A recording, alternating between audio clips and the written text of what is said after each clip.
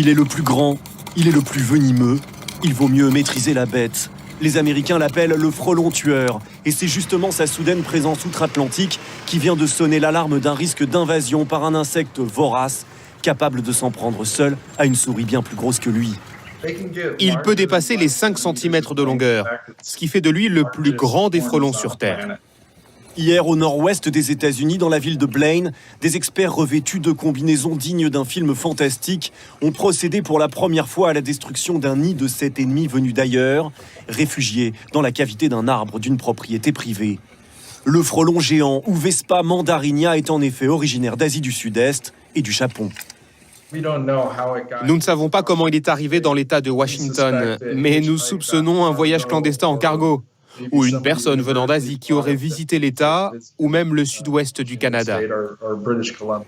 Repéré il y a quelques mois sur le territoire nord-américain, les scientifiques avaient traqué cet hyménoptère amateur de confiture, notamment grâce à de minuscules émetteurs radio fixés sur l'animal à l'aide de fils dentaires.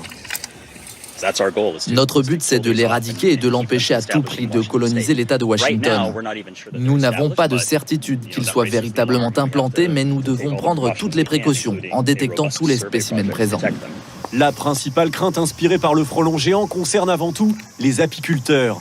Il est un redoutable prédateur d'abeilles qui l'attaque avec férocité. Un petit groupe de ces frelons est capable de décimer une ruche entière en quelques heures. Les scientifiques, eux, s'attendent à le voir franchir un jour de nouvelles frontières. Nous nous attendons par exemple à ce qu'il trouve un habitat adéquat, aussi en Europe.